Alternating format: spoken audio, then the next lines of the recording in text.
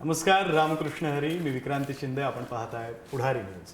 खरं तर सध्या वारी आहे. वारीचा प्रचंड उत्साह, प्रचंड आनंद आपल्याला राज्यभरात पाहायला मिळतो आणि त्यानिमित्तानं आपण एक विशेष कार्यक्रम करतो. कार्यक्रमाचं नावच आहे मी पाहिलेला विठ्ठल. आपल्याला या कार्यक्रमाच्या माध्यमातून वारी हा शब्द पहिला ऐकू आला की आपल्याला सगळ्यात आधी विठ्ठल आठवतो, वारकरी आठवतात, भक्ती, परंपरा सारं काही आठवतं आणि हेच आपल्याला समजून घ्यायचं आहे. समजून घेण्यासाठी आपल्यासोबत काही पाहुणे आहेत. आपल्यासोबत अपूर्व आहे. अपूर्व महाराष्ट्रातला अतिशय प्रसिद्ध असा युवा कवी आहे. आपल्यासोबत संजीवनीताई चौतमल आहेत, त्या कीर्तनकार आहेत. त्यांच्याकडून आपल्याला समजून घ्यायचं आहे नेमकी वारीची ही परंपरा काय आहे, विठुराया काय आहे, सोबतच पंढरीचं महात्म्य काय, हे सगळं ते आपल्याला समजावून सांगणार आहेत. आणि आपल्यासोबत आदित्य कदम आहे. आदित्य नाव ॲडी असं तो त्याचं नाव लावतो. तो खरं रॅपर आहे आणि आपण आदित्यला या कार्यक्रमात बोलवण्यामागचं कारण असं आहे की अपूर्व कवी आहे, साहित्यिक आहे. साहित्यिकांनी आजवर बरंच विठुरायावर लिहिलेलं आहे. अर्थात आपल्या सर्वांना ते ठाऊक आहे. आणखी ते उलगडणारे अपूर्व संजीवनीताई परंपरा नेमकी काय आहे, वारकरी संप्रदाय नेमकं काय ते सांगतील. आणि आत्ताच्या तरुणांना भावणारी जी कला आहे ती म्हणजे रॅप. रॅपर्सला याबद्दल काय वाटतं, विठुरायाबद्दल काय वाटतं, वारीबद्दल काय वाटतं, ते सुद्धा आपल्याला समजून घ्यायचं आहे. तुम्हाला सगळ्यांचंही स्वागत आहे या कार्यक्रमामध्ये. धन्यवाद विक्रम. धन्यवाद. आपण सुरुवात संजीवनीताई तुमच्यापासूनच करूया. आपण विठ्ठलाविषयी बोलताना, या परंपरेविषयी बोलताना सगळ्यात महत्त्वाचा भाग हा वारी असतो. त्यातला सगळ्यात महत्त्वाचा घटक हा वारकरी असतो. आपण तिथूनच सुरू करूया. वारीची ही परंपरा नेमकी काय आहे, कधीपासून सुरू झाली? रामकृष्ण हरी. वारी जर आपण पाहिलं तर वारी म्हणजे फक्त महाराष्ट्रापुरती नाही आहे, भारतापुरती नाही आहे. तर मला असं वाटतं की संपूर्ण आशिया खंडामध्ये एकाच वेळी एकसारखी आणि नियोजनबद्ध चालणारी एक सरळ योजना कोणती आहे तर ती आपला वारीचा सोहळा आहे. अर्थात महाराष्ट्रातल्या नवे भारतातल्या सगळ्या लोकांच्या गळ्यातला ताईत नवे वारकऱ्यांचा प्राण म्हणजे वारी आहे. त्यामुळे वारीची परंपरा आपल्यासारखी जी नवीन पिढी आहे यांना नेहमी प्रश्न पडतो की वारी नेमकं कधी सुरू झाली असावी. तर वारीचे वेगवेगळ्या ग्रंथांमध्ये किंवा आता जी नवीन पुस्तकं लिहिली गेली त्यात वेगवेगळे संदर्भ आढळतात की कशी वारी नेमकं सुरू झाली. पण त्यातला सर्वात महत्त्वाचा संदर्भ तो असा की वारी ही आत्तापासून आलेली नाही आहे. तर आपला जो सगळ्यांना माहिती आहे भगवान शंकराचे आपण मानणारे आहोत किंवा भगवान शंकर हे जे दैवत आहे, या भगवान शंकरांनी सुद्धा पंढरीची वारी केल्याचे पुरावे आपल्या पुराणांमध्ये आढळतात. नवे फक्त शंकरानेच नव्हे तर जो रितसर आपल्याकडे लिहिलेला इतिहास आहे त्यामध्ये असं आढळतं की संत तुकोबाराय जे आहेत, संत तुकोबांचे जे सर्वात धाकटे चिरंजीव होते अर्थात नारायण महाराज, या नारायण महाराजांनी माऊलींच्या आणि तुकोबारायांच्या पादुका या वारीला नेण्याचा किंवा पंढरीच्या विठ्ठलापर्यंत पोहोचवण्याचा एक प्रामाणिक प्रयत्न केला आणि पुढे पादुकां स्वरूपात जी वारी त्यांनी सुरू केली ती वारी आपण आजपर्यंत बघतोय. असाही एक इतिहास आहे. आणि या दोन्ही वाऱ्या ज्या होत्या त्या पहिले देहू येथून नारायण महाराजांनी सुरू केलेली ही वारी आणि या पादुका तिथून निघायच्या, एकत्रित या पादुका निघायच्या. पण कालांतराने त्यात बदल झाला आणि आज आपण जसं बघतोय हैबतराव आरफळकर जे होते, या हैबत बाबांनी माऊलींच्या स्वतंत्र पादुका या आळंदीवरून जातील आणि तुकोबारायांच्या या देहूवरून असं म्हणत माऊलींच्या पादुका आळंदीवरून नेण्यास सुरुवात केली. आणि तिथपासून जी वारी आहे, मला वाटतं हे वारीचं काहीतरी 341 वर्ष आहे. वारी त्या दिवसापासून नवे भगवान शंकरापासून ते आजपर्यंत ती वारी नित्य निरंतर अशी सुरू आहे. या वारीचं महती किंवा जे महत्त्व आहे ते समजावून सांगणारी अशी एखादी रचना, एखादा अभंग आपल्याला आठवतोय आता? वारीबद्दल जवळपास सगळ्या संतांनी म्हणजे आषाढी कार्तिकी जसं अगदी साधे जे अभंग आहेत किंवा भगवंताची जी पांडुरंगाची जी आरती आहे, युगे 28 विटेवरी उभा, त्या आरतीमध्ये सुद्धा म्हटलंय की आषाढी कार्तिकी भक्तजन येती. तर आषाढीला आणि कार्तिकीला म्हणजे जे स्वतःला वारकरी म्हणून घेणारे आहेत किंवा जे वारकरी आहेत यांनी वर्षातून इतर वेळेला नसू देत पण आषाढीला आणि कार्तिकीला मात्र वारीला जावं असं प्रमाण आहे. आणि बऱ्याच लोकांना असंही वाटतं की वारी ही मला प्रत्यक्ष तिथे जाता येत नाही. म्हणजे अगदीच सांगायचं झालं तर जेव्हा मी शालेय अवस्थेत होते किंवा आत्ताही काही कौटुंबिक कारणामुळे ज्यांना जायला जमत नाही त्यांच्यावरती सुद्धा संत लिहितात की पंढरीची वारी आहे माझ्या घरी. म्हणजे पंढरीची वारी काही लोकांना घरातून सुद्धा अनुभवता येते. का तर मग काया वाचा मने आपण भलेही देहरूपाने वारीत नसलो तरी सुद्धा घरी राहून जो नित्य निरंतर वारीचं स्मरण करतोय त्याला घर बसल्या वारी घडू शकते, असा वारीचा आगाध महिमा आहे. म्हणजे तुम्ही जिथे पांडुरंगाला बघणार आहे तिथे तुम्हाला पांडुरंग दिसणार आहे असा भाव तुमच्या अंतःकरणात असला तरी सुद्धा वारी घडते. अपूर्व काही आठवतंय? म्हणजे 2-3 गोष्टी याच्यामध्ये की एकतर आपण संदर्भाने बोललो की वारीचं महात्म्य काय वगैरे, आणि पण याच्यातला सगळ्यात महत्त्वाचा मुद्दा आहे तो की लोक तू जर आज वारीत बघितलं, आता परवाच पुण्यामध्ये वारीचा मुक्काम होता आणि तिथून ती निघाली, त्यावेळेस असं लक्षात येतं की म्हणजे तरुण मुलांचा तर सहभाग वाढतोय आता, पण 60, 70, 80, 90 वर्षाचे आजी आजोबा इतक्या लांब कसं चालतात? म्हणजे आपण 1-2 किलोमीटर चाललो तर आपल्याला धाप लागते, पण ती ऊर्जा नेमकी कुठून? आणि चेहऱ्यावर थकवा सुद्धा नसतो रे, म्हणजे थकवा असा नसतो आणि आनंद. काहीच नसतो, खूप आनंद असतो त्यांच्या. तर ही ऊर्जा कुठून येते याच्यावर मी एक कविता मध्यंतरी एका गाण्यासाठी लिहिली होती. बर. तर त्याचा मला एक रेफरन्स द्यायला आवडेल की जे सखा पांडुरंग गाणं केलं आम्ही आणि देवदत्त बाजीने त्याचं म्युझिक केलेलं आहे. म्हणजे तर त्याच्यामध्ये ना ते शूट करायला गेले असताना तिथं एक आजी आजोबा होते जे अंध होते आणि ते बँकेत वगैरे कामाला होते. ते रिटायरमेंट नंतर वारी वगैरे करतात आणि ते अंध आहेत. बर. तर त्यांचं पण त्याच्यामध्ये फुटेज घेतलेलं. तर ते म्हटले की अरे यांच्यासाठी म्हणजे अशी पण लोक आहेत आणि यांना काय ऊर्जा देत असेल हे. तर मी कविता लिहिलेली की वाट चालता चालता दिशा झाल्यात धुसर, वाट चालता चालता दिशा झाल्यात धुसर, तरी पडू दिला नाही विठू नामाचा विसर. वाट चालता चालता दिशा झाल्यात धुसर, तरी पडू दिला नाही विठू नामाचा विसर. नाही सुटू दिली वारी, नाही पडू दिला खंड, नाही सुटू दिली वारी, नाही पडू दिला खंड. विठू नामात मिळाली खरी जीवाला उसंत, जिथं सुटला आधार नाही कुणाचाच संग, जिथं सुटला आधार नाही कुणाचाच संग, तिथं ठाई ठाई होता उभा सखा पांडुरंग, तिथं ठाई ठाई होता उभा सखा पांडुरंग.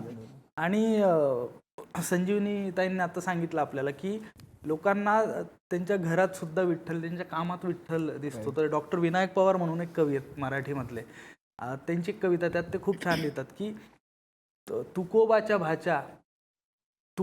भाच्या आणि ज्योतिबाच्या मुला, फाशी घेणं जहर खाणं शोभतं का तुला. सावत्याला दिसला भाजीत विठ्ठल, सावत्याला दिसला भाजीत विठ्ठल, गोरोबाचा हसला मातीत विठ्ठल. सावत्याला दिसला भाजीत विठ्ठल, गोरोबाचा हसला मातीत विठ्ठल. अरे घाम म्हणजे इठू येड्या कळतं का तुला, फाशी घेणं जहर खाणं शोभतं का. म्हणजे डॉक्टर विनायक पवारांनी हे सांगितलं. मला असं वाटतं, मला नेहमी वाटत असतं की आपल्या या कार्यक्रमाचं नाव पण तेच आहे की मी पाहिलेला विठ्ठल. तर त्यात कुणाचंच विठ्ठल चूक बरोबर नाही. म्हणजे वारीला जाणाऱ्यांचा पण विठ्ठल तेवढाच आहे जेवढा घरी बसून कामात देव शोधणाऱ्यांचा. खूप लोकांना असं कुठे जाता येत नाही वगैरे, पण मला असं वाटतं की वारी ही शरीराची जरी असली तरी ती सगळ्यात आधी मनाची वारी असते. आणि जे उत्तर आपण शोधतोय की ते थकत नाहीत, तर मुळात ते शरीराने त्या वारी ते चालतच नाहीत वारी शरीराने, आणि ते मनाने वारी चालतात. सो जरी आपल्याला असं दिसत असलं की त्यांचे पाय चालतायत, पण ते मनातून ती वारी त्यांची घडत असते, म्हणून त्यांचा थकवा तो शरीरावर आपल्याला जाणवत नाही. मी मध्यंतरी अजून एक या निमित्ताने कविता लिहिलेली की आलो तुझ्या पायरीशी सोडून या घरदार, आलो तुझ्या पायरीशी सोडून या घरदार, रीता होतो पंढरीत माझ्या संचिताचा भार. आलो तुझ्या पायरीशी सोडून या घरदार, रीता होतो पंढरीत माझ्या संचिताचा भार. फाळ सोडला शेतात आलं हातामध्ये टाळ, फाळ सोडला शेतात आलं हातामध्ये टाळ. पिढ्या पिढ्यांनी जोडली तुझ्या पंढरीशी नाळ, पिढ्या पिढ्यांनी जोडली तुझ्या पंढरीशी नाळ. भक्ती रंगी आज नाला विठ्ठल विठ्ठल, श्वास श्वास एक झाला विठ्ठल विठ्ठल. जगण्याची आस झाला विठ्ठल विठ्ठल, काळजाच्या आत आला विठ्ठल विठ्ठल. अशी वारी शब्दांमधून पण आपल्याला घडत असते. मला आदित्यकडे जायचं आहे, पण त्याआधी एक फक्त सांगतो की आज मी जरी अँकर असलो, आदित्य जरी रॅपर असला, तरी आम्ही दोघे श्रोते अधिक आहोत, कारण संजीवनीताई आणि अपूर्व अधिक बोलतील. मला आदित्यकडून फक्त वारीची जी परंपरा आहे, म्हणजे वारकरी इतके दिवस चालत जातात आणि त्यांच्या चेहऱ्यावर थकवा न दिसणे, याबद्दल तुला काय वाटतं हे जाणून घ्यायचं. त्याचं कारण असं आहे आदित्य, तू इथे रॅपर म्हणून आहेस, तू स्वतः जरी जेनझी नसलास तरी जेनझी ज्यांचं ऐकतात त्यांचं प्रतिनिधित्व करण्यासाठी तू इथं बसलायस. त्यामुळे मला तुझं मत जाणून घ्यायला आवडेल या सगळ्या परंपरेविषयी. ओके, तर आधी संजीवनी त्यांनी जे सांगितलं की वारीचा उगम कुठून झाला, सुरुवात कुठून झाली, त्यांच्या अकॉर्डिंग जो विठ्ठल आहे ते त्यांच्या पर्स्पेक्टिव्हनी जे विठ्ठलांना बघतात, किंवा आता दादानी सांगितलं की त्यांच्या अकॉर्डिंग जे विठ्ठल आहेत प्रत्येकाचे, आता कार्यक्रमाचं नावच आहे की मी पाहिलेला विठ्ठल, तर ऑब्व्हियसली प्रत्येकाच्या पर्स्पेक्टिव्हने विठ्ठल वेगळा आहे, वारी वेगळी आहे. आणि राहिली गोष्ट वारीची, तर जेव्हा मी पण बघतो की माझ्यापेक्षा आता जर आत्ताच्या पोरांना जेनझी पोरांना जरी हे केलं की एवढं चाल तेवढं चाल दम लागतो, आणि तेच जर मी 70-80 वर्षांच्या लोकांना जेव्हा बघतो, आजी आजोबांना मी डोळ्यांनी बघतो की जेव्हा वारीला ते लोक जात असतात, तर ह्या लोकांना दम कसा ना, कंटाळा कसा नाही. कारण आजकालच्या पिढीला कंटाळा आहे, कारण सर्व जागेवर बसून आहे. ठीक आहे, प्रत्येकाचं माध्यम जागेवर बसून भेटतं त्या लोकांना. तर ह्या लोकांमध्ये तो उत्साह येतोय कुठून? तर मला एक असं पर्सनली वाटतं की त्यांची ती भक्ती, त्यांची ती फेथ आणि विठ्ठलाबद्दलचं प्रेम, या सर्वांमुळे त्यांना ती ऊर्जा मिळते.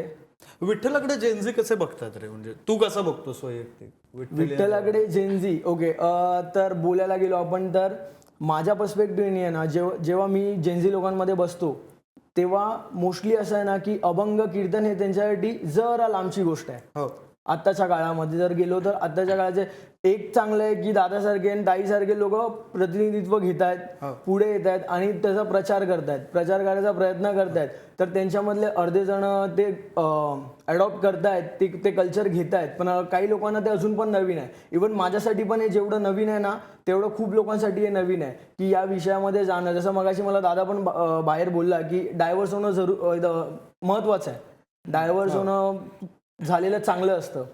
तर तेव्हा मला असं वाटलं का मी पण पहिल्यांदा या विषयामध्ये एवढं नॉलेज घेतोय की एवढे दिग्गज लोक समोर बसलेत आणि त्यांच्याकडून मला नॉलेज भेटतंय. तर मला माहिती आहे की आता मी इथून निघेन ना, तर ह्यांनी सांगितलेलं 100%पैकी मी 50% बाहेर सुद्धा सांगेन.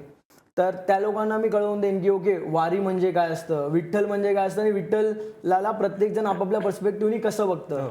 यांच्यासाठी विठ्ठल असं आहे, त्यांच्यासाठी तसं आहे. आणि एक विठ्ठलांबद्दल सांगायला झालं तर मला एक वेगळी प्रतिमा त्यांची का वाटते, कारण मी आतापर्यंत जेवढे देवदेव बघितले तर प्रत्येकांची आहे ना एक पोझिशन ठरलेली आहे की ज्याच्यामधून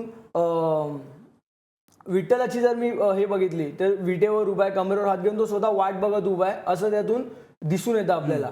की एक हा देव असा असेल किंवा एक विठ्ठल असा असेल जो स्वतः भक्तांची वाट बघतोय की माझा भक्त मला भेटायला येईल, की बाकीच्यांसारखं नाहीये असं मला. त्यामुळे म्हणजे विठ्ठल तिथे वेगळा होतो, ऍटलीस्ट या माझ्या पर्स्पेक्टिव्हनी, की विठ्ठल तिथे वेगळा होतो माझ्यासाठी.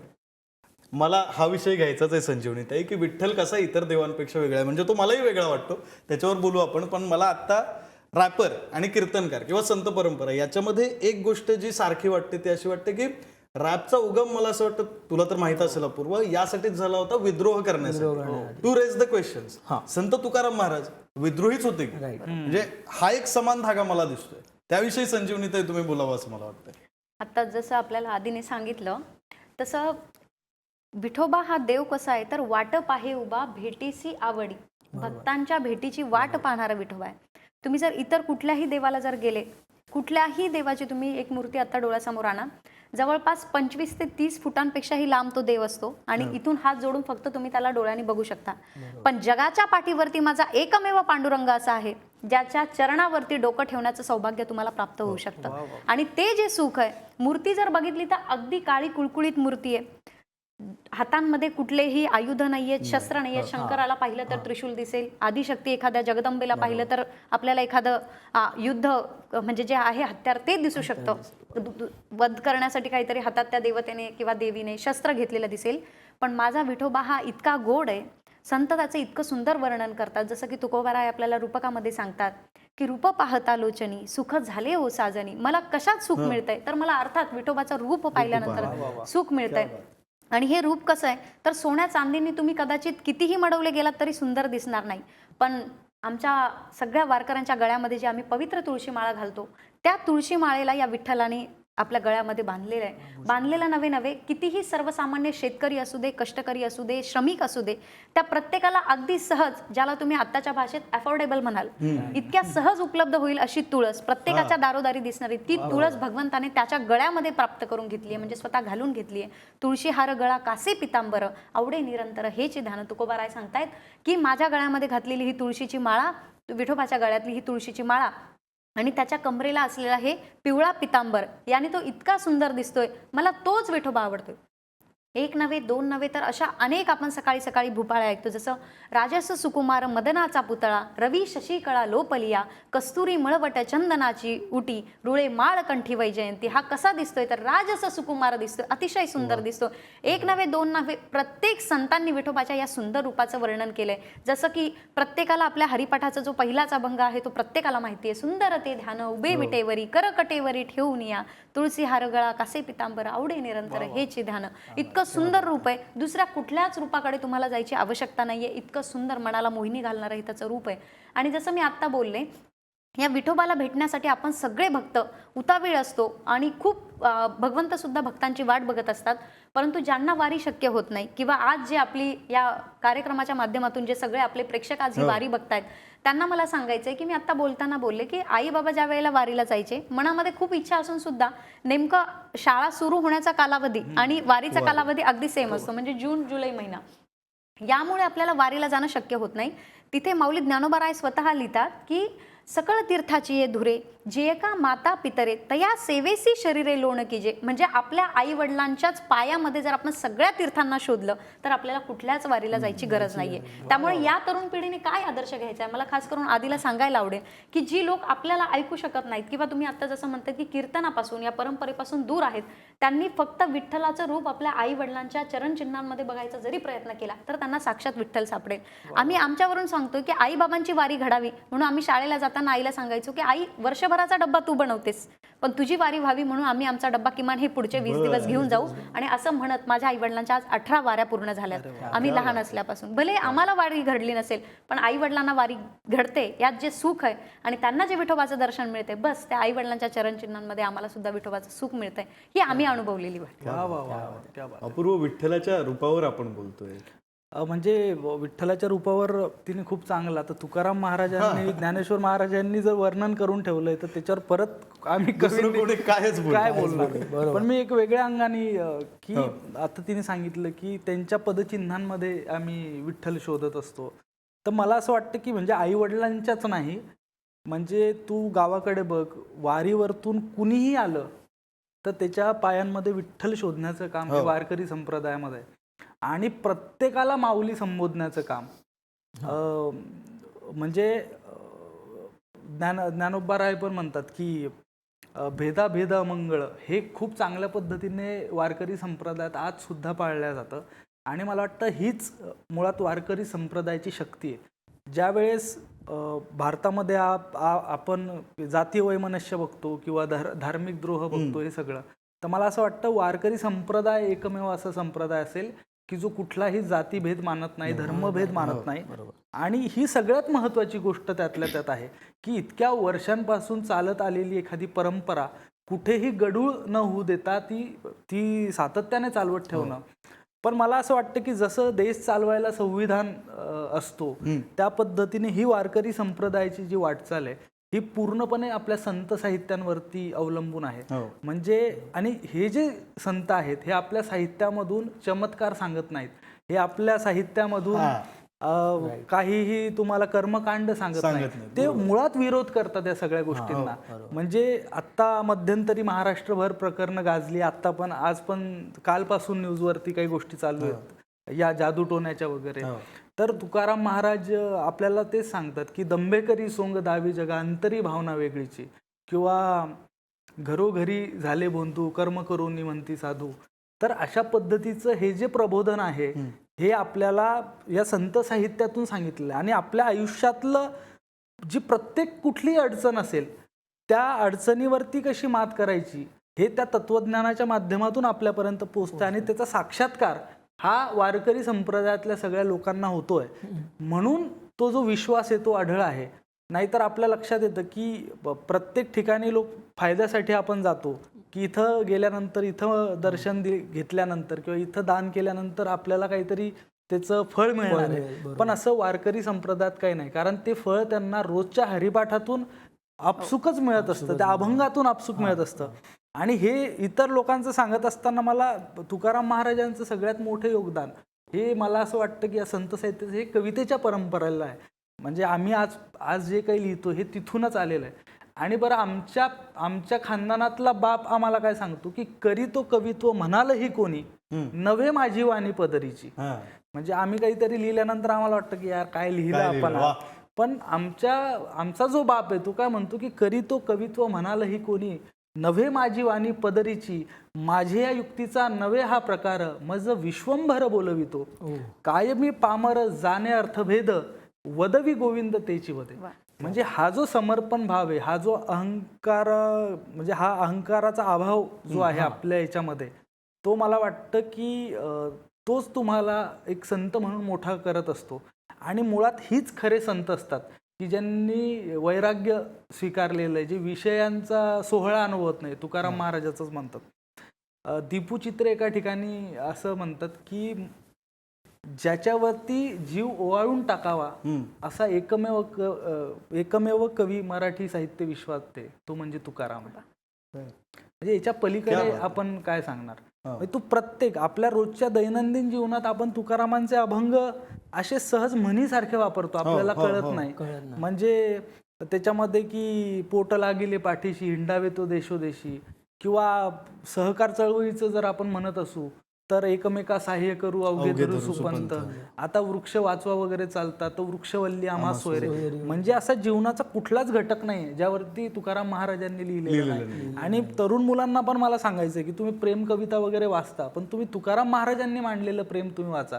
तुकाराम महाराज काय म्हणतात की प्रेम न दाविता न बोलिता न सांगिता प्रेम चित्ता चित्ते अनुभवे जाणं. किंवा त्याच्यामध्ये तो एक अभंग आहे की भक्ती प्रेमाविन ज्ञान नको देवा, भक्ती प्रेमाविन ज्ञान नको देवा, अभिमान नको नित्यतया, अभिमान नित्य न वातया माझा, गा गा प्रेम सुख देई प्रेम सुख देई, प्रेमाविना नाही समाधान. आता आपण जे काही लिहितो, म्हणजे तू लिहितोय, आणखी कवी आहेत जितकेही आहेत, सगळे संतांनी लिहून ठेवलेल्याचा सारांश किंवा त्यातलं थोडं थोडं लिहितायत असं म्हणायचं. 100%. विश्वास पाटील म्हणून आमचे कोल्हापूरचे एक कवी मित्र आहे, त्यांनी एक शेर लिहिलेला आहे त्यांचा की लिहितोस जे इथे तू नाही नवीन राजा, लिहितोस जे इथे तू नाही नवीन राजा, गाथेतही तुक्याच्या आहे असेच काही. त्यामुळे आम्हाला अजिबात याचा गर्व नाहीये की आम्ही काहीतरी वेगळं लिहितो.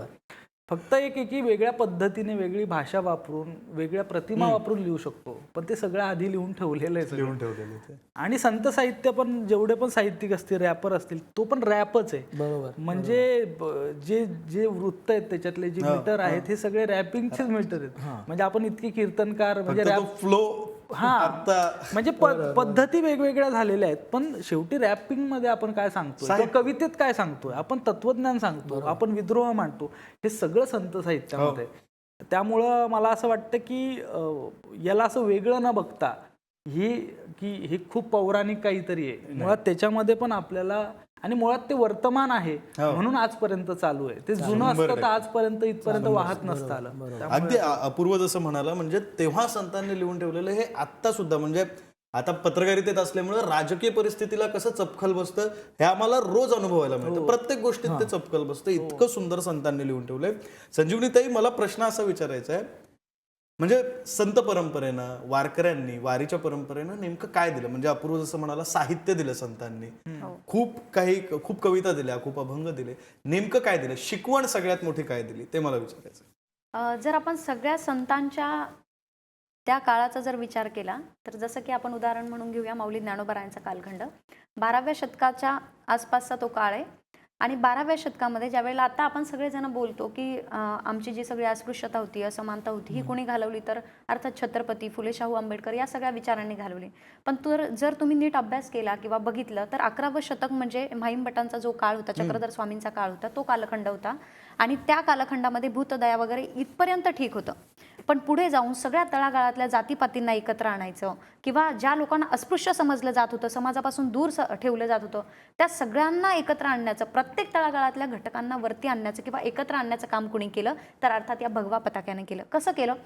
माऊली ज्ञानोबरायांचा कालखंड थोडा आपण डोळ्यासमोर आणूया.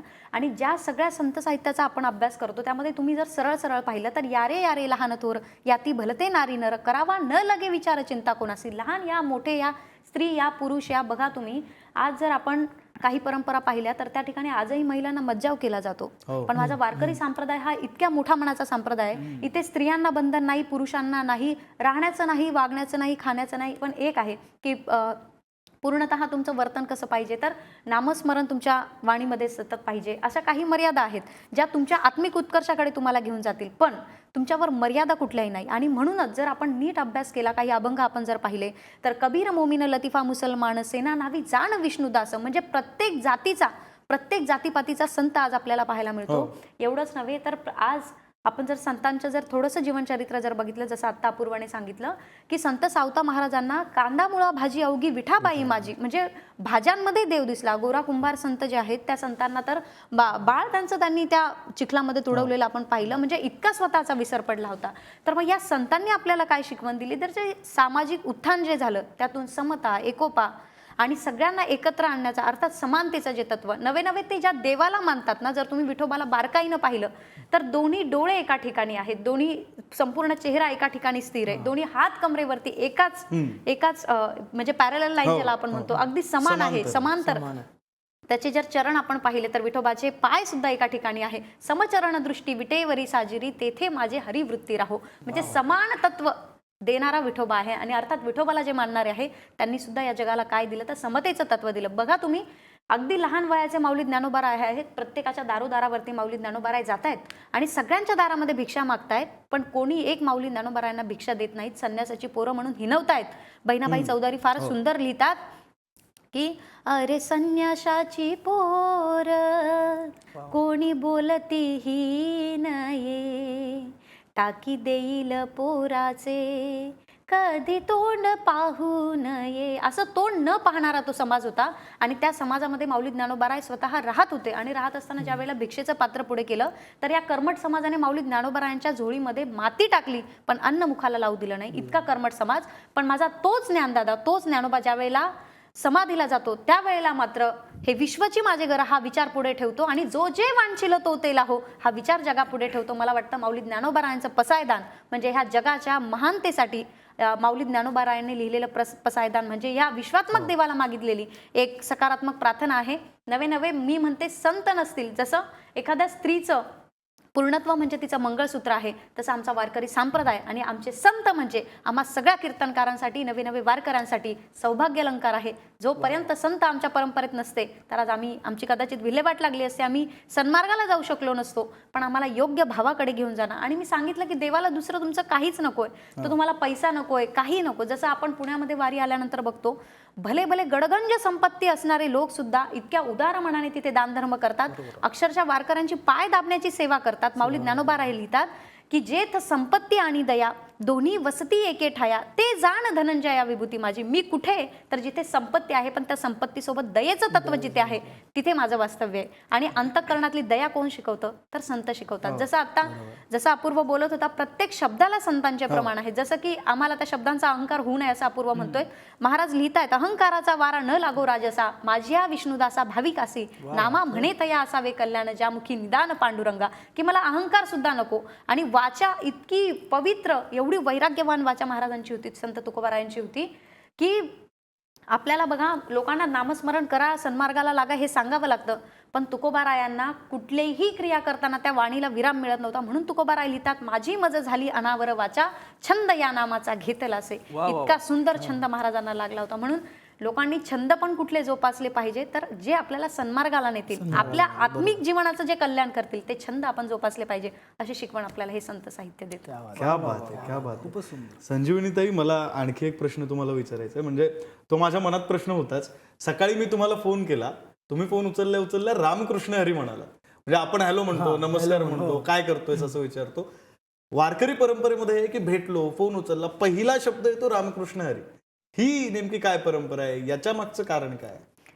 जर आपण बघितलं तर रामकृष्ण हरी हे जे तीनही शब्द आहेत अतिशय साधा आणि सरळ गणित आहे की ज्याला आपण आराध्य मानतो, अर्थात गुजराती लोक आहेत तर ते जय श्रीकृष्ण बोलतात, जो ज्याचा देव आहे तो त्या देवाचं नामस्मरण करतो. पण आपला जो वारकरी संप्रदाय आहे तो वारकरी संप्रदाय हा पूर्ण अवतारांना मानतो. जसं की मर्यादा पुरुषोत्तम प्रभू रामचंद्रांचा अवतार आपण बघितला, तो एक पूर्ण अवतार होता.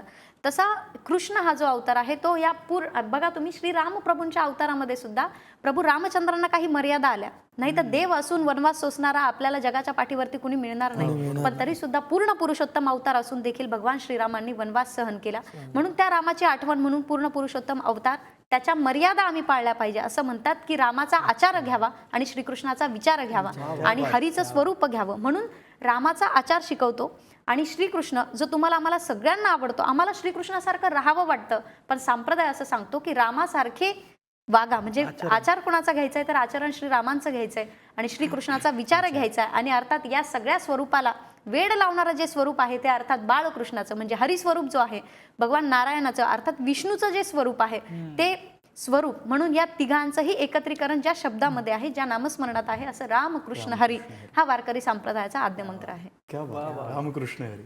अपूर्व, तुला बोलायचं यावर? नाही म्हणजे हिने खूपच म्हणजे ती कीर्तनकार आहे, विश्लेषण तिने खूपच चांगलं केलं. पण मला त्यातल्या त्यात अजून असं वाटतं की याच्या म्हणजे संत साहित्यामध्ये किंवा वारी परंपरेमध्ये किंवा वारकरी संप्रदायामध्ये प्रत्येक गोष्ट जी होते त्याच्या मागे एक तत्वज्ञान आहे जगण्याचं. आणि मुळात याच गोष्टी ती परंपरा पुढे चालवण्यासाठी कामात येतात. आता सतीश दराडे म्हणून एक आमचे कवी, त्यांचे काही शेर आहेत की कधी विणेतुनी आलो, कधी टाळातुनी आलो, कधी विणेतुनी आलो, कधी टाळातुनी आलो, तुकोबाची व्यथा घेऊन तळागाळातुनी आलो. कधी विणेतुनी आलो, कधी टाळातुनी आलो, तुकोबाची व्यथा घेऊन तळागाळातुनी आलो. विठोबा संपली वारी, निघू का रे घरी आता. विठोबा संपली वारी, निघू का रे घरी आता. तुला ठाऊक आहे मी मुलाबाळातुनी आलो. म्हणजे मला संप्रदायाचं हे पण वाटतं की जो विठ्ठल आहे हे हा आपला खूप घरचा, खूप क्लोज वाटतो आणि प्रत्येक जण त्याला त्यांच्या त्यांच्या पद्धतीनं बोलत असतं. म्हणजे तुकाराम महाराजांच्या बऱ्याच अभंगामध्ये तुकाराम असं भांडताना आपल्याला दिसतात किंवा संत भांडताना दिसतात विठ्ठलाशी. तर मला असं वाटतं की म्हणजे इतर देवांच्या बाबतीत आपण असं प्रभू भगवान, तसं विठ्ठलाच्या बाबतीत आपण कधीच भगवान विठ्ठल किंवा श्री विठ्ठल असं नाही म्हणत. प्रत्येक जण त्यांना जसं पाहिजे तसं, कोणी पांडुरंग म्हणतो, कोणी विठू म्हणतो, कोणी विठ्या म्हणतं, कोणी विठाई म्हणतं. तर हा जो मोकळेपणा आहे ना, भगवान श्रीकृष्ण म्हणाले पण विठोबा म्हणाला, विठुराया म्हणाला, विठू म्हणाला. तर मला असं वाटतं की हेच भक्तांना जास्त जवळ विठ्ठलाच्या आणत असतं. आणि प्रत्येकासाठी तो वेगळा असू शकतो, तो प्रत्येकाच्या घरातला आहे. त्यामुळे त्याचं आणि माझं नातं काय असावं किंवा आमचं संभाषण काय असावं हे कोणी दुसरा आपल्याला सांगू नाही शकत. म्हणजे आता मागच्या अनेक वर्षांपासून ही जी परंपरा महाराष्ट्रात लागलेली आहे, प्रत्येक गोष्टीच्या समोर ज्याला मराठीमध्ये सर्वनाम म्हणतो आपण, ते काहीतरी असं जोडून आणि मग त्याच्यावरती वादंग वगैरे. मला वाटतं की आमच्या विठ्ठलाला त्याच्यातून राहू द्या बाहेर, की तिथं तरी हे नका करू, राहू द्या, म्हणजे काही म्हणू द्या आम्हाला, ते आमचं आम्ही बघू. कारण रामांचे कधी प्रभू श्रीराम आणि राम म्हणजे ते इतके वादविवाद झाले, छत्रपती शिवाजी महाराजांच्या नावावरती पण झाले. पण मला असं वाटतं की वारकरी संप्रदायात हे होणार नाही.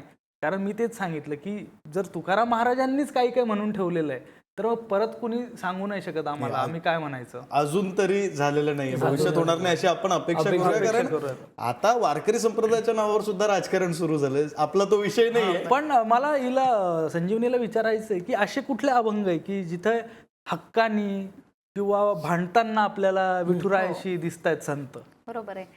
जर आपण संत तुकोबारांचं जर जीवन पाहिलं तर त्यांची पत्नी ही विठोबाचा कायम रागराग करायची. इव्हन त्यांच्या पायामध्ये ज्या वेळेला काटा घुसला होता भंडारा डोंगरावरती तुकोबारांसाठी, त्या जेव्हा भाकरी घेऊन जायच्या तेव्हा साक्षात विठोबाने तो काटा काढला. पण तरी सुद्धा त्यांचा विठोबाकडे इतका रोष होता, इतका राग त्यांना विठोबाचा यायचा की ते बोलताना विठोबाला कधीच विठोबा म्हटलं नाही. अरे विठ्या किंवा अरे विठ्या, मुलं मायेच्या कारट्या असं बोललेत. नवे संत चोखोबाराय जे आहेत ते त्या काळामध्ये जो अस्पृश्य समजला जायचा त्या समाजामधून यायचे. तर संत चोखोबारायांची जी पिढी होती, पुढे त्यांची पत्नी, त्यांची बहीण, त्यांचा मुलगा, हे सगळेजण पुढे संत चोखामेळा आहेत, संत कर्ममेळा, या सगळ्यांनी पुढे संत साहित्याचं लेखन केलेलं आपण बघतो. तर देवाची लाज काढण्याचं म्हणजे इतका अधिकार देवावरती गाजवलाय की चोखोबारांच्या पिढीमध्ये लिहिताना त्यांनी असं लिहिलंय, अमुची केली ही न याती तुझना कळे श्रीपती, जन्म गेला उष्टे खाता लाज नाहीये तुमचे चित्ता. म्हणजे साक्षात देवाची लाज काढण्याचा अधिकार सुद्धा या संतांनी गाजवला. आणि का गाजवला तर अर्थात त्यांचा भाव तसा होता. आता तुम्ही आम्ही जर देवाला एखादी गोष्टी मागू आणि तो देणार नाही तर आपली नाराजी होईल, पण आपला भाव तसा पाहिजे. आपल्या श्रीमद भगवद्गीतेमध्ये सुद्धा लिहिलंय की स्वधर्मे निधनम श्रेय परधर्मो भयावह. आपल्याला जर आपल्या धर्मामध्ये मरण आलं तरी बेहद्दर, पण इतर धर्मामध्ये शहरण जायचं नाही. आणि तेच माऊली ज्ञानोबा आपल्याला सांगतात, अगा स्वधर्म हा आपुला आचरणा जरी कठीण झालं तरी हाची अनुष्टला. म्हणजे याचंच पारायण आपल्याला करायचं. अगा आपुला स्वधर्म आचरणा जरी विषमू तरी पाहिजे तो परिणामू फळेल येणे. आणि मग भक्त म्हणून किंवा संत म्हणून, संत आपण म्हणतोय पण ते स्वतः तर सगळे संत त्यांना भक्त समजत होते. त्यामुळे भक्तांचा कुठला धर्म आहे तर महाराज लिहितात, निष्ठावंत भाव भक्ताचा स्वधर्म, निर्धार हे वर्म चुकू नये. की आम्ही भक्त म्हणून आमचा काय पहिला धर्म असणार आहे तर निष्ठावंत भाव असणं हा आमचा धर्म आहे. आणि ह्या सगळ्या संतांनी तेच केलं. त्यांचा भाव इतका सच्चा होता, त्या भावाने देव कशानेच आकळला जाऊ शकत नाही जितका भावाने आकळला जाऊ शकतो. आणि म्हणूनच मुक्ताबाईंच्या काही अभंगात, आता अर्थात मी स्त्री कीर्तनकार आहे किंवा महिला आहे म्हणून स्त्रियांच्या साहित्यावरती, माझं स्त्री संतांच्या साहित्यावरती विशेष प्रेम आहे. मुक्ताबाई महाराज ज्या वेळेला ज्ञानदादाला सांगतात, ज्या ज्ञानदादांनी सगळ्या विश्वासाठी काहीतरी मागितलं, त्यांच्यापेक्षा वयाने लहान असणारी मुक्ताबाई आणि ती माऊली ज्ञानोबारायांना सांगतात, अरे ज्ञानदादा तू जर असा ताटीच्या आत बसला, रुसून बसला, जगावरती जर तू राग काढला तर या जगाचं कल्याण करायचं कुणी. आणि म्हणून त्या लिहितात की संत तोची जाना जगी दया क्षमा त्याचे अंगी. किंवा नवे नवे त्या अशा ऐकत नाहीत म्हणून वरी भगवा झाला नामे अंतरी वश केला कामे, त्याला म्हणू नये साधू जगी विटंबना बाधू. तू जर वरतून भगवे कपडे घातले पण तुझ्या अंतःकरणात जर काम असेल तर त्या भगव्या वस्त्रांचा उपयोग होत नाही. त्याला म्हणू नये साधू जगी विटंबना बाधू. म्हणजे आताचे जे भोंदू आपण जो तू विषय काढला होता, हे जे बघतोय हे सगळे नकली आहेत. म्हणजे वारीमध्ये सर्वाधिक चोऱ्या मागच्या वर्षी झाल्या आणि दिसायला ते अक्षरशः भरपूर त्यांच्या गळ्यामध्ये तुळशी माळा, सुंदर सुंदर चंदनाचे टिळे असे लावून चोर शिरले होते. म्हणून ते बाह्य अंगाने असणारे वारकरी आणि अंतरंगाने असणारे वारकरी हे सुद्धा आपल्याला ओळखता आले पाहिजे. जर तुम्ही दिसायला वारकरी दिसतायत पण अंतःकरणात जर तुमच्या भाव नाहीये तर ते देवालाही आवडत नाही आणि ते संतांनाही आवडत नाही. आणि एकदमच भावाचं जर आपण एखादं उदाहरण घेतलं तर जनाबाई महाराजांचा भाव काय करत होत्या जनाबाई, तर संत नामदेवांची दासी होत्या. म्हणजे एखादी घरातली मोलकरीण आणि तिला देव प्रसन्न होऊ शकतो हे आपल्याला आताच्या जगात बघायलाच मिळणार नाही. की तिची भक्ती अशी होती की बघायला मिळेल. पण जनाबाई महाराज ज्या वेळेला दळण दळायला बसायच्या, अतिशय सुंदर. आता जनाबाईंनी काय लिहिलं तर तू कवितेच्या एकदम जवळ आहेस. ओवी हा प्रकार जो आहे तो जनाबाई महाराजांनी आणला. तर जनाबाई महाराज ज्या वेळेला दळण दळायला बसायच्या तेव्हा त्यांना असं वाटायचं की एवढं मोठं हे संत नामदेव महाराजांचं कुटुंब, त्यांच्या सगळ्या कुटुंबाचं दळण मला दळायचंय आणि माझ्या मदतीला कुणी नाहीये. एक हाक जनाबाई त्या ओवीमधून मारायच्या आणि विठोबाला यावं लागायचं. अतिशय सुंदर ओव्या, जर तुमची परवानगी असेल तर एखादी ओवी आपण या ठिकाणी प्रेक्षकांना गाऊन दाखवू. कारण जसं जसं काळ बदलतोय तशी तशी लोकांची मानसिकता आणि या सगळ्या साहित्यावरचं प्रेम कमी होईल की काय अशी भीती मला पण वाटते. त्यामुळे ह्या सुंदर काव्य प्रकार आहे. आणि ओवी गाताना जनाबाई महाराज असं म्हणतात, जनी मांडी ते दळण नाम ओठी भोळते, भारी जड हे जाते तुझी विना. अरे विठोबा तुझ्याशिवाय हे जातं मला किती जड येते. आणि अशी हाक कानावर पडल्याबरोबर विठोबा जनाबाईसाठी तिथे येतोय आणि विठोबा म्हणतोय पुढची ओवी, हाक तुझी येता कानी झोप उडाली ग बाई, कागदळते कली माझी विना. जनाबाई म्हणतात, हात तुझा लागला रे जात झालं हलक हलक, दारी उभं अमृत पीक उभी दिठी. म्हणजे माझ्या दारामध्ये जे काही पीक आलंय, माझ्या मुखाला जो घास मिळतोय हे दुसरं तिसरं काही नाही, हा फक्त तुझ्या हातांचा चमत्कार आहे विठोबा. असा भाव जनाबाईंचा होता. म्हणजे खाल्ल्या भाकरीला जागणं ज्याला आपण म्हणतो, तो प्रत्येक घास सुद्धा विठोबा तुझा आहे हा भाव जर जनाबाईंचा असेल तर यापेक्षा मोठा भाव काय असू शकतो. तो भाव कदाचित तुमच्या आमच्या अंतःकरणात येत नाही आणि म्हणून विठोबा तुमच्या आमच्यापर्यंत प्रत्यक्ष कदाचित दर्शन द्यायला पोहोचत नसेल, पण हा भाव ज्या वेळेला येईल ना, मला वाटतं त्यावेळेला प्रत्येकाच्या आत्म्याची पंढरी झाल्याशिवाय राहणार नाही. मला आदित्यकडे थोडं जायचं आहे. हे दोघं बोलताना अपूर्वकडे रेफरन्स आहेत कवींचे, ताईंकडे रेफरन्स आहेत संतांचे, म्हणजे अभंग आहेत, ओव्या आहेत, कीर्तन त्या स्वतः करतात. तुला असं काही रेफरन्स कोणाचं काही आठवतं म्हणजे या आधी विठुरायावर कोणी रॅप वगैरे केलाय जो तुला आठवतोय जो तुला आवडलाय असं काही? ॲक्च्युली वारकरी संप्रदाय जो आहे तो आता फर्स्ट ऑफ ऑल तर मला पहिल्यांदा इतकं डीप नॉलेज भेटलं आहे, एवढ्या खोलवरचं नॉलेज भेटलं आहे या संप्रदायाबद्दल. आणि मला आता असं कुठेतरी वाटतंय आणि वाटतंय ना ॲक्च्युली ते आहेच की मी ज्या कल्चरमधून येतो त्या कल्चरला हिपहॉप संस्कृती आहे ती. ठीक आहे. आता जसं मगाशी ताई म्हणाल्या की वारकरी संप्रदायामध्ये कोण लहान नाही आहे, कोण मोठा नाही आहे, सर्व माणसं एक समान आहेत, सर्वांना तेवढाच आदर आहे. कारण प्रत्येकाला जर प्रत्येकजण माऊली माऊली म्हणून म्हणतो, प्रत्येकजण तो आदर ठेवून बोलतोय. ठीक आहे. माझ्यासाठी तुझ्यासाठी मी तसा आहे. ठीक आहे. तर या संस्कृती आणि कदाचित माझं असं म्हणणं आहे, माझा असा पर्सनल पर्स्पेक्टिव्ह आहे की कुठे ना कुठे याच संप्रदायाची छबी आमच्या संस्कृतीवर सुद्धा आहे की आमच्या संस्कृतीमध्ये सुद्धा आमच्यासाठी कोणी लहान नाहीये, कोणी मोठं नाही, कधी एज नाही बघत किंवा तू कोणत्या जातीतून येतोस, कुठून बिलॉंग करतोस, कुठून येतोस हे कधीच विचारलं जात नाहीये. तसंच जसं दादानी मगाशी सांगितलं की अभंग जेव्हा तुकाराम महाराज करायचे, ठीक आहे, तर त्यांच्या अभंगामध्ये विद्रोह होता. तर हिपहॉप संस्कृतीची सुरुवातच विद्रोहातून झालेली. हिपहॉप हा कल्चरच विद्रोहातून आलेला. जर मी आत्ताच्या जेनजींना सांगायला गेलो सोप्या भाषेत, त्यांच्या भाषेत, त्यांच्या मेंटॅलिटीच्या अकॉर्डिंग, तर तुकाराम त्यावेळीचे रॅपरच होते असं मी म्हणेन माझ्या पर्स्पेक्टिव्हनी. की त्यांनी पण त्यावेळी जेव्हा जे अन्याय झाले त्याच्या विरुद्ध जे आवाज उठवले त्याच्यासाठी त्यांनी अभंग रचले. आणि आत्ताच्या टायमाला जे सोशल इश्यूज होत आहेत, जे समाजामध्ये चुकीच्या गोष्टी होत आहेत, त्याच्यावरती आवाज उठवणारे रॅपर्स आहेत, लेखक आहेत. ठीक आहे. तर मला असं वाटतं की कुठे ना कुठे या संप्रदायाची, या कल्चरची छबी, त्याच्यावर या संस्कृतीची छबी हिपहॉप या संस्कृतीवर पडली आहे. आता फॉर एक्झाम्पल की जिथे अभंग आला, ठीक आहे, तर अभंगामध्ये विद्रोह आला, प्रेम आलं. ठीक आहे. सेम तसंच रॅप कल्चरमध्ये पण आलं, प्रेमाची गाणी आली किंवा सोशल इश्यूजवर बोलताना विद्रोह, सरकारवर टीका करणारी असो किंवा स्वतःचे प्रश्न मांडणारी असो ते आलं. जसं कीर्तन होतं, कीर्तनामध्ये सर्व एकत्र येतात, एकमेकांचं नॉलेज शेअर करतात, एकमेकांना तो आदर दिला जातो. तसं आमच्यामध्ये येतो सायफरमध्ये आम्ही सर्व एकत्र येतो, एकमेकांचं नॉलेज शेअर करतो, एकमेकांना तो आदर देतो. तर कुठे ना कुठे मला या दोघांमध्ये साम्य वाटायला लागलंय जेव्हा मी या दोघांचं जे बोलतायत ते ऐकतोय, यांची माहिती मी ऐकतोय, यांच्याकडून जेवढं मला नॉलेज ग्रॅब करता येतं म्हणून मी ऑब्झर्व करतो की मला किती घेता येईल आणि मला माझ्या कले थ्रू ते समोर कसं पोहोचवता येईल.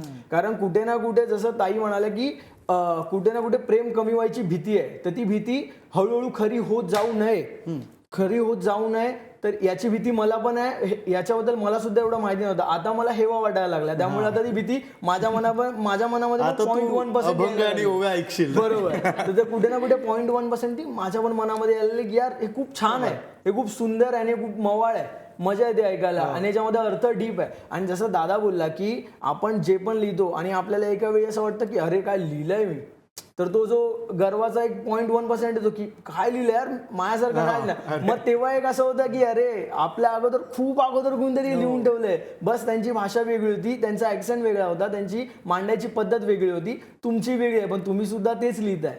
तर कुठे ना मला खूप जास्त साम्य वाटायला लागलंय वारकरी संप्रदाय ह्या संस्कृतीबद्दल आणि आमच्या संस्कृतीबद्दल. तर कुठे ना कुठे ॲज अ हिपहॉप कल्चरचा एक रिप्रेझेंटेटिव्ह म्हणून प्रतिनिधित्व करताना मला असं वाटतंय की कुठे ना कुठे ह्याची छबी खूप चांगल्या प्रकारे दिसते. अपूर्व, ही फार इंटरेस्टिंग फॅक्ट वाटली रे मला. म्हणजे मी विचार केला नव्हता हा कधी की वारकरी संप्रदाय आणि हिपहॉप कल्चर एवढ्या गोष्टी साम्य नाही. आता लक्षात घ्या ना. जाणवलंय. नाही काय गंमत आहे की आपल्या मुळात साहित्याचा जो पाया आहे हाच मुळात संत साहित्याने घातलेला आहे. त्यामुळं जे काही साहित्य इथून पुढे उत्पन्न होणार आहे ते त्याच्यावरतीच उभं होणार आहे. कोणी काय वेगळा शोध लावून ती गोष्ट नाही करणार. दुसरी गोष्ट, आता जसं आमच्या कवितेमध्ये वृत्त असतात, मीटर म्हणतो इंग्रजीमध्ये, यांच्या फ्लो म्हणतात, टेम्पो म्हणतात. ह्या टेम्पोचे प्रकार पण वेगवेगळे हाताळून झालेले आहेत संत साहित्यामध्ये. 100%. म्हणजे आपण जी 4-4ची बीट म्हणतो किंवा 8-8ची बीट म्हणतो, जे का रंजले गांजले त्यासी म्हणे जो आपुले, तोची साधू ओळखावा देव तेथेची जाणीव, हे अष्टाक्षरी मध्ये तुकोबारायांनी लिहून ठेवलंय. मग नंतर बहिणाबाईंनी पण ती अष्टाक्षरी वापरली किंवा बऱ्याच ओव्यांमध्ये ती दिसते.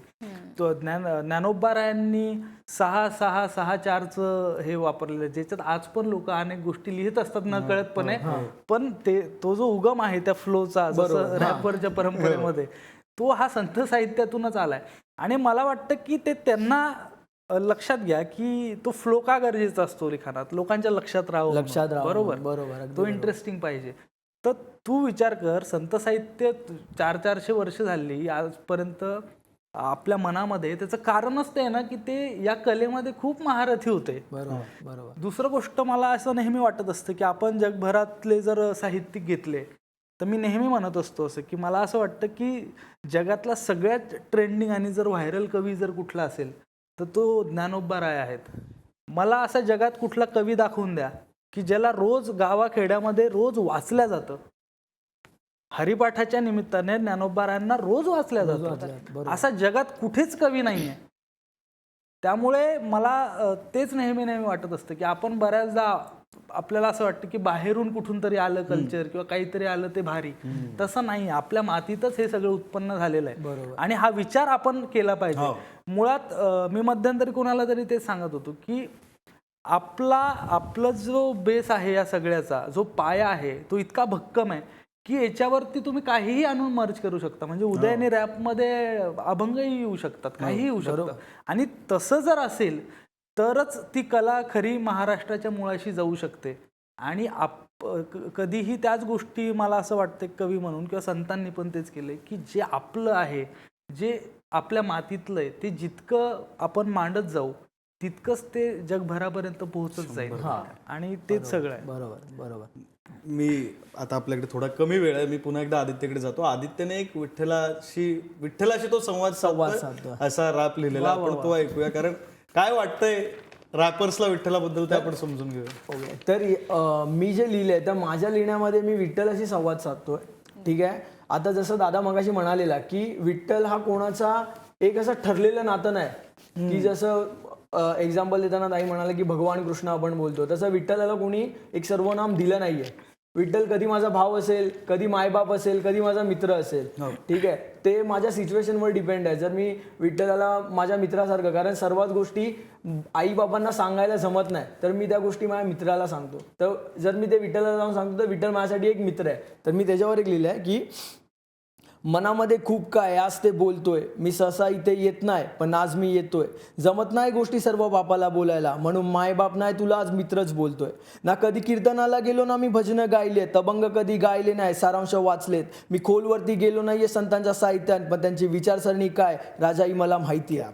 माझी शाही जहालवादी कडू प्रश्न यांना झेपेल काय, संतांच्या विचारांची वाद पुन्हा पेटेल काय. तुझ्या अस्तित्वावर बोट ठेवायची लायकी नाही माझी, पण खरं सांग आजच्या युगात चोकामेळा भेटेल काय. अर्ध्याहून जास्त तर ढोंग करतायत फक्त, आणि तुझ्यावरचं प्रेम वापरून फसवतायत ते भक्त. वारी वारकरी आणि विठ्ठला त्रिकोण आहे, मग काय करतोय भक्त आणि देवामध्ये पक्ष. सोशल इश्यूजवरती टीका झाल्या अभंगातून माय, आणि कित्येकांनी कवितेतून धरले तुझे पाय. प्रत्येकाने त्याच्या कलेमधून हाक मारले तुला, मी पण तेच करतोय, मग मी वेगळा कसा काय. मी बोलतो तुला वाचवणाऱ्या माणसा दे विठ्ठल, नि भुकेलेल्या माणसाला चारणारा विठ्ठल. तुझ्या मातीमध्ये राबणाऱ्या जनावरात विठ्ठल, तुला पाणणारा तारणारा घडवणारा विठ्ठल. तुझे आई बाप खुश तर तुझ्या घरामध्ये विठ्ठल, येतोय पैसा पाणी नीट तर तुझ्या करामध्ये विठ्ठल. तुला पडत्या काळी मिळालेला हात म्हणजे विठ्ठल, नि व्हेंटिलेटरवरचा तो श्वास म्हणजे विठ्ठल. तुला मागणारा नाही तर देणारा बनवणारा विठ्ठल. तुझ्या गळ्यापर्यंत पाण्यात तुला तरवणारा विठ्ठल. या विस्कळीत जगात तुला सावरणारा विठ्ठल. तू स्वतःहून नाही आलास, तुला बोलवणारा विठ्ठल. आयुष्याच्या वादळात तुला झुलवणारा विठ्ठल. तुला गर्वाच्या टोकावरती झुकवणारा विठ्ठल. तुझ्या माझाच्या घराला हात दुखवणारा विठ्ठल. तुझ्या ओल्या ओल्या पापण्यांना सुखवणारा विठ्ठल. प्रत्येक वारीच्या त्या वारकऱ्याच्या ध्यानीमनी विठ्ठल, आणि जीवनाच्या चढाओढीत आशा म्हणजे विठ्ठल. तुझ्या मनात खरी भक्ती आणि नियत असेल साप, तर शोधलास तर दगडात पण मिळेल तुला विठ्ठल. मस्त सुंदर. म्हणजे संजीवनीताई, मला तुम्हाला या रॅप बद्दल काय वाटतं ते विचारायचंय. कारण आपण विठ्ठलाबद्दल रॅपर्सला काय वाटतं ते ऐकलं, पण कीर्तनकारांना रॅपर्स बद्दल काय वाटतं, त्यांच्या विठ्ठलाबद्दलच्या पर्स्पेक्टिव्ह बद्दल काय वाटतं. आपली कार्यक्रमाच्या आधी जी चर्चा झाली होती त्यातून असं जाणवलं, मी यांना बोलतानाही म्हटलं की तुमचा प्रांत वेगळा आहे आणि आमचा प्रांत खूप वेगळा आहे म्हणून. पण आता असं वाटतं की या पिढीला सुद्धा तुकोबारायांकडे यावं वाटतंय, विठ्ठलापर्यंत यावं वाटतंय, माऊली ज्ञानोबारायांना शोधावं वाटतंय. फक्त काय झालंय ना की जी मधली माध्यम आहेत, जसं की कीर्तन परंपरा आहेत किंवा आपली जी 18 पुराणं आहेत, आताच्या जनरेशनला यांना त्या पौराणिक कथांमध्ये श्लोकांमध्ये अडकून न पडता त्यांच्या मनाला जे भावतंय हो ते त्यांना करून द्यायचंय. आणि अर्थात मी आत्ताच सांगितलं की भगवंताला पण दुसरं काय पाहिजे तर तुमचा फक्त निष्ठावंत भाव पाहिजे. आणि तुमचा भाव जर येत असेल तर बाकी मधल्या या साधनांची काहीच गरज नाही. तो भाव फक्त या पिढीचा तसाच राहावा एवढी मात्र संप्रदायाची म्हणा, संतांची म्हणा किंवा नवे नवे देवाची पण इच्छा असेल की बाकी सगळं नाही जमलं, माध्यम बदलली तरी सुद्धा तुमचा भाव कायम राहिला पाहिजे. अपूर्व, तू माध्यम कसाही असू दे, फक्त संतांची ती शिकवण पोचली पाहिजे आणि लोकांपर्यंत. तेच आपण बोलतोय ना की प्रत्येक जण काहीही लिहू शकतो, त्याला काही हे नाही आहे. म्हणजे वैभव जोशी दादा लिहितो की की कोरा कागद अथांगशाही माझा विठ्ठल, बर कोरा कागद अथांगशाही माझा विठ्ठल, अभंग कविता गझल रुबाई माझा क्या विठ्ठल. बात क्या बात. क्या बात. कोरा कागद अथांगशाही माझा विठ्ठल, अभंग कविता गझल रुबाई माझा विठ्ठल, तुमच्यासाठी तुमचा विठ्ठल माय माऊली, तुमच्यासाठी तुमचा विठ्ठल माय माऊली, माझ्यासाठी माझी आई माझा विठ्ठल. क्या बात आहे, क्या बात आहे. त्यामुळे असं खूप लोकांनी लिहून ठेवलेलं आहे. वैभव कुलकर्णी नावाचे एक शायर आहे, ते पंढरपूरचेच आहे. बर तर त्यांचं इंटरेस्टिंग असं आहे की त्यांच्या प्रत्येक गझलेतला जो शेवटचा शेर असतो तो विठ्ठलावरती असतो. तर त्यांचा एक शेर आहे की आजही माझी अवस्था काल होती तीच आहे, आजही माझी अवस्था काल होती तीच आहे, आजचाही शेर माझा विठ्ठलासाठीच आहे. अरे क्या बात आहे, क्या बात आहे. इतक्या प्रेरणा देऊन ठेवतो किंवा म्हणजे अनेक तुम्हाला असे शेर दिसतील की जे विठ्ठलाच्या अनुषंगाने हे. मी एक शेर लिहिलेलं होतं की राजमहाली रमलो नाही म्हणून आलो पायी मी, हा राजमहाली रमलो नाही म्हणून आलो पायी मी, तुझी पायरी तुझी पंढरी ही तर माझी श्रीमंती. क्या बात. तर अशा पद्धतीने प्रत्येक कवीला वेगवेगळ्या रूपात दिसत असतो. त्यात चूक बरोबर भारी हलका असं काहीच नसतं. म्हणजे कुणीतरी स्वतःला विठ्ठल त्याच्यामध्ये समजू शकतो, कुणीतरी त्याला मागू शकतो, कुणीतरी भांडू शकतो. असं सगळ्या पद्धतीचं त्याच्यामध्ये गोष्ट होता. किंवा एक आमचा मित्र आकाश कंकाळ, त्याचा एक शेर आहे की विठ्ठला रे कुणी भीक मागू नये, विठ्ठला रे कुणी भीक मागू नये, विठ्ठला रे कुणी भीक मागू नये, एक वरदान दे भूक लागू नये. क्या बात आहे, आई क्या गं. बात आहे. तर अशा पद्धतीचं इतकं वेगवेगळ्या पद्धतीचं लिखाण मराठीमध्ये विठ्ठलाच्या अनुषंगाने होत आलेलं आहे आणि ते होत राहणार. कारण अशा पद्धतीचा प्रेमभाव, समर्पण भाव ज्या ज्या गोष्टींमध्ये आहे त्या गोष्टींवरती कविता आणि कवी साहित्यिक सातत्याने लिहित राहणार. हो 100%. रॅपर्सही लिहित राहतील 100%. आता तर जास्तच. आपण कार्यक्रमाच्या शेवटाकडे आहोत. तुला एखादी कविता ऐकवायची, मग मी संजीवनीताईंची एक प्रतिक्रिया घेईन. मला एक कविता ऐकवायची आहे, ही खूप छान. आपण विठ्ठलाबद्दल इतकं बोलतोय आणि रुक्मिणीबद्दल अजूनपर्यंत आपण काही बोललेलो नाही. तर एक कविता मी ही वाचून दाखवतो याच्यासाठी की खूप मोठी आहे म्हणून, थोडं चुकायला नको म्हणून. की देवळात गेलो होतो मध्ये, ही कविता जी आहे ही अरुण कोलटकरांची कविता आहे आणि खूप सुंदर कविता मला वाटली आणि मला वाटलं की आज ऐकावी. तर याच्या आधी ना अरुण कोलटकरांचं एक वाक्य माझ्या कानी पडलेलं आणि मला वाटलेलं किती भारी आहे. तसं म्हणतात की तू विठ्ठलाची ना आपली डायरेक्ट ओळख नाही, विठ्ठलाची आणि आपली काय डायरेक्ट ओळख नाही, पण तुकोबाची आहे. म्हणजे किती भारी. तर कोलटकरांची ही कविता आहे की देवळात गेलो होतो मध्ये तिथं विठ्ठल काही दिसेना, देवळात गेलो होतो मध्ये तिथं विठ्ठल काही दिसेना, रखमाई शेजारी नुसती वीट. देवळात गेलो होतो मध्ये तिथं विठ्ठल काही दिसेना, रखमाई शेजारी नुसती वीट. मी म्हणालो राहिलं रखमाई तर रखमाई, कुणाच्या तरी पायावर डोकं ठेवायचंय. डोकं काढून घेतलं आपल्यालाच पुढं मागं लागेल म्हणून, डोकं काढून घेतलं आपल्यालाच पुढं मागं लागेल म्हणून. आणि जाता जाता सहज रखमाईला म्हणालो की विठू कुठं गेला दिसत नाही. आणि जाता जाता सहज रखमाईला म्हणालो की विठू कुठं गेला दिसत नाही. रखमाई म्हणाली कुठं गेला म्हणजे उभा नाही का माझ्या उजव्या बाजूला. रखमाई म्हणाली की कुठं गेला म्हणजे उभा नाही का माझ्या उजव्या अंगाला. मी परत पाहिलं खात्री करून घ्यायला आणि म्हणालो तिथं कोणीही नाही, आणि म्हणालो तिथं कोणीही नाही. रखमाई म्हणते नाकासमोर बघण्यात जन्म गेला, बाजूचं मला जरा कमीच दिसतं. रखमाई म्हणते की नाकासमोर बघण्यात जन्म गेला, बाजूचं मला जरा कमीच दिसतं. दगडासारखी झाली मान अगदी धरली बघ, इकडं तिकडं जरा होत नाही. कधी येतो, कधी जातो, कुठं जातो, काय करतो, मला काही माहिती नाही. कधी येतो, कधी जातो, कुठं जातो, काय करतो, मला काही माहिती नाही. खांद्याला खांदा भिडवून नेहमी बाजूला असेल विठू, म्हणून मी पण बावळट उभी राहिले. खांद्याला खांदा भिडवून नेहमी बाजूला उभा असेल विठू, म्हणून मी पण बावळट उभी राहिले. आषाढी कार्तिकीला इतके लोक येतात, नेहमी मला कधीच कसं कुणी सांगितलं नाही.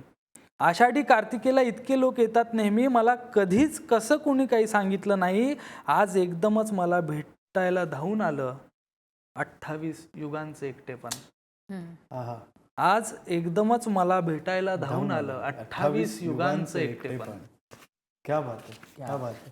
क्या म्हणजे संजीवनीताई, मला तुम्हाला शेवटचा प्रश्न विचारायचा आहे, पण त्याआधी ही जी कविता आहे त्या कवितेविषयी तुमच्याकडून ऐकायला आवडेल, कारण मुळात तुम्ही स्वतः महिला कीर्तनकार आहात आणि रखुमाईनं ही जी भावना, म्हणजे रखुमाईची भावना जी मांडली आहे कोलटकरांनी, त्याविषयी तुमचं मत जाणून घ्यायला आवडेल. आपण जर कुठल्याही देवांचं जर निरीक्षण केलं तर एक माझा विठोबा आणि अर्थात जो बाळकृष्ण मला नेहमी भुरळ घालतो, त्या दोघांचंही जर आपण जीवन पाहिलं, आपण सगळेजण सुखाच्या मागे पळतोय, पण या देवांना सुद्धा ते वास्तविक सुख खऱ्या अर्थानं जर मिळालं नसेल तर तो एक आहे विठोबा आणि एक आहे श्रीकृष्ण. जसं की श्रीकृष्णाच्या आयुष्यामध्ये त्याला सर्वाधिक प्रिय असणारी श्री राधाजी होती. 2 देह असले तरी सुद्धा प्राण मात्र एक असणारे त्या राधिकेचा 100 वर्षाचा वियोग श्रीकृष्णाला सहन करावा लागला. आणि त्या राधिकेची स्थिती म्हणजे ही कविता आहे, त्या रुक्मिणीची स्थिती म्हणजे ही कविता आहे. 28 युग, मी जसं म्हटलं की युगे 28 विटेवरी उभा, 28 युगांपासून विठोबा तुमच्या आमच्यासाठी उभा आहे. पण जी आपण असं पत्नीला बोलताना काय म्हणतो तर अर्धांगिनी म्हणतो, त्याचा अर्ध अंग असणारी ही रुक्मिणी मात्र आताच्या या तुम्ही म्हणाले की प्रेम कविता आहेत, प्रेम आहे जगामध्ये, हे सगळं प्रेम म्हणजे मला नेहमी अतिशय कनिष्ठ दर्जाचं वाटतं. कारण 1-2 दिवस जर आपल्याला मनासारखा मुलगा भेटला नाही, आवडला नाही तर पळून जाणारे आपण आत्ताची पिढी आहे. पण 28 युगांपासून श्री विठ्ठलाची वाट त्याच्या मागे तटस्थ उभी राहून पाहणारी जगामध्ये केवळ रुक्मिणी आहे. आणि म्हणूनच या विठोबाला जेव्हा या दिंडींमधून, या वारींमधून ज्या वेळेला या पालख्या भेटायला येतात, वारीच्या बद्दल ज्या वेळेला आपण लिहितो त्यावेळेला रुक्मिणीला आपण फक्त रुक्मिणी म्हणत नाही तर रुक्मिणी आईसाहेब असं म्हणतो. नवे वारकरी येताना फक्त विठोबाचं दर्शन घेत नाही तर रुक्मिणी आईसाहेबांचं सुद्धा घेतात. दासू वैद्य सर अतिशय सुंदर लिहितात की जगण्याचा पाया, चालण्याचे बळ, विचारांची कळ तुकाराम. दासू वैद्यांसारखे कवी सुद्धा तुकोबारायांबद्दल लिहितात, ज्ञानोबाबद्दल लिहितात आणि पंढरीच्या महात्म्याबद्दल हे सगळे कवी लोक लिहितात. कारण जेवढं या संतांचं महात्म्य आहे तेवढं विठोबाचं आहे आणि तेवढंच रुक्मिणीचं आहे. रुक्मिणी जर एकदा मनाला भावली तर तिचा तो विरह आपल्याला कळेल. आणि सगळ्याच गोष्टींमागे जसा अपूर्व म्हटलं तसं एक तत्वज्ञान आहे. जसं की हे वारकरी चालत जातात म्हणजे फक्त विठोबासाठीच जातात, नुसता पंढरीचा कळस दिसला तरी सुद्धा त्यांचं मन भरून जातं. नवे आपण सगळ्यांनी जर विठोबाला पुन्हा एकदा बघितलं तर विठोबाच्या कपाळावरती कधीही कुंकू लावला जात नाही. ते कुंकू लावलं ते रुक्मिणीनं, पण त्याच्या कपाळावरती आहे तो बुक्का. हा बुक्का सुद्धा कुठून आला तर बुक्का हे वारकरी जे चालत जातात त्यांच्या जी पायाची धूळ आहे मंदिरात जमा होणारी, त्याचं एकत्रीकरण म्हणजे हा बुक्का आहे. त्यात नंतर आयुर्वेदिक काही गोष्टी टाकल्या जातात, पण वारकऱ्यांच्या पायाची धूळ म्हणजे बुक्का आहे. तर आपलं समर्पण किती असावं. आणि मला सांगा, जर विठोबाचं भक्तांसाठी एवढं समर्पण आहे तर अर्थात जी तिची अर्धांगिनी तिच्यासाठी किती असेल. त्यामुळे भलेही तिला समोर दिसत नसेल पण तिच्या समोर कायम विठोबा उभा आहे, हा भाव आपण रुक्मिणीच्या चरणी सुद्धा ठेवला पाहिजे. वैभव जोशी दादांनी लिहिलं ना की तुझ्या विना वैकुंठाचा कारभार चाले ना, हो. तुझ्या विना वैकुंठाचा कारभार चाले ना, एकट्या विठुरायाला हा संसार पेलेला. त्यामुळे खरंच वारकरी परंपरेतनं, पंढरीतनं, विठ्ठलाकडनं काय शिकणं गरजेचं आहे समाजाला? एक ती गोष्ट या वारकरी परंपरेतनं, वारीतनं काय शिकलं पाहिजे समाजानं, असं तुम्हाला कीर्तनकार म्हणून वाटतं? मला नेहमी कीर्तनकार म्हणून असं वाटतं की आपण ज्या सगळ्या भौतिक सुखांच्या मागे जे पळतोय, की घर झालं की वाटतं गाडी असावी, गाडी झालं की वाटतं संपत्ती अजून असावी, सोनं असावं. प्रत्येकाचं काही ना काही पुढचे एम्स ठरलेले आणि यालाच आपण आपलं जीवन समजून बघितलंय. पण कधीतरी आपल्या स्वतःच्या आयुष्यातला एक शेवटचा क्षण, असं म्हणतात की माणसाने आजचा दिवस जन्मल्यानंतर, जसं आपण जन्माला आलोय म्हणून मी तर माझ्या वैयक्तिक जीवनात रोज देवाला थँक्स म्हणत असते की आजचा दिवस तू मला दिलायस. तर जगताना माणसाने आपलं मरणही आठवलं पाहिजे. आणि त्या क्षणाला तुमच्यासोबत काय येणार आहे तर काहीही येणार नाही. तुम्ही आयुष्यामध्ये कमावलेलं फक्त लोकांचं प्रेम ते तुमच्यासोबत येणार आहे. त्यामुळे हे प्रेम कोण शिकवतं, तर अर्थात संत आणि विठोबा हे प्रेम शिकवतो की माणसाने माणसाशी कसं वागलं पाहिजे. एक आता अपूर्व शेजारी बसलाय त्यामुळे अर्थातच त्याचं थोडंसं इकडे येणारच. त्यामुळे एका कवीने असं लिहिलंय की जब मौलवी को मंदिर में अल्लाह नजर आएगा, जब पंडित जी को मस्जिद में भगवान नजर आएगा, जब मौलवी को मंदिर में अल्लाह नजर आएगा, पंडित जी को मस्जिद में राम नजर आएगा, सूरत ही बदल जाएगी इस युग की जब इंसान को इंसान में इंसान नजर आएगा. आणि माणसाने माणसाशी माणसाप्रमाणे वागणं म्हणजे मानवता. आणि हा मानवतेचा सर्वात मोठा संदेश कोण देत असेल तर आपली सगळी वारकरी संप्रदायातली संत नांदेड आणि श्री विठोबा. जसं आपण विठोबाला मानतोय, रुक्मिणीला मानतोय, तेव्हा जगामध्ये सगळ्या जागा सोडून आपण किती पुण्यवान आहोत की पंढरपूरच्या विठ्ठलाने आपल्या पंढरीत आपल्या महाराष्ट्रात जन्म घेतलाय. त्यामुळे ते सुख मला कायम वाटत असतं. कितीही अभंग रचना निर्माण झालेली असली तरी सुद्धा माझा हा अतिशय आवडीचा अभंग आहे, जो की आता आपण बघतोय वारी सगळी कुठे निघाली तर पंढरपूरच्या दिशेने. पंढरीचं महात्म्य सांगणारा हा अभंग आहे की जगामध्ये खूप ठिकाणं झाली, खूप तीर्थक्षेत्र झाली, पण वारकऱ्यांना मात्र ती चंद्रभागा आणि तोच देव आणि तीच पंढरी नगरी आवडते. त्याचं वर्णन करणारा हा अभंग आहे. संत लिहितात, उदंड पाहिले उदंड ऐकिले उदंड पाहिले उदंड ऐकिले उदंड वर्णिले क्षेत्र महिमे उदंड वर्णिले क्षेत्र महिमे ऐसी चंद्रभागा ऐसे भीमा तीर ऐसी चंद्रभागा ऐसे भीमा तीर ऐसा विटेवर देव कोठे ऐसा विटेवर देव कोठे ऐसी चंद्रभागा ऐसे भीमा तीर. क्या बात आहे, क्या बात आहे, क्या बात आहे. म्हणजे आता आपण कार्यक्रमाच्या शेवटाकडे आहोत आणि मी हे नक्की सांगू शकतो की आजच्या कार्यक्रमातून मी बरंच काही शिकलो. म्हणजे वारकरी परंपरा, वारकरी संप्रदाय, विठुराया, पंढरी या सगळ्यामध्ये शिकण्यासारखं बरंच काही आहे आणि त्यातल्या बऱ्याच गोष्टी मी आज शिकलेलो आहे. संजीवनीताई, अपूर्व यांच्याकडून शिकलो.